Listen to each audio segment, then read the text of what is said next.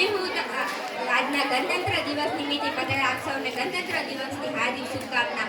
આજે હું તમને ભારતના ઐતિહાસિક એક એવી વીરનારી વિશે જણાવવા માંગુ છું જેનું નામ સાંભળતાની સાથે સાહસ અને સમર્પણની યાદ તાજી થઈ જાય છે. તે નામ છે રાણી કર્ણાવતી. રાણી કર્ણાવતી મેવાડના મહારાણા સંગ્રામસિંહના પત્ની અને મહારાણા પ્રતાપના દાદી હતા.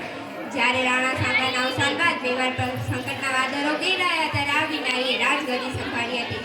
તેમના જીવનની પ્રસિદ્ધ ઘટના રક્ષાબંધન સાથે જોડાયેલી છે. ગુજરાતના સુલતાન બહાદુર શાહે ચિત્તોડગઢ પર આક્રમણ કર્યું ત્યારે મેવાડની રક્ષા માટે રાણી કર્ણાવતીએ મુગલ સમ્રાટ હુમાયુને ભાઈ માનીને રાખડી મોકલી હતી અને મદદ માંગી હતી.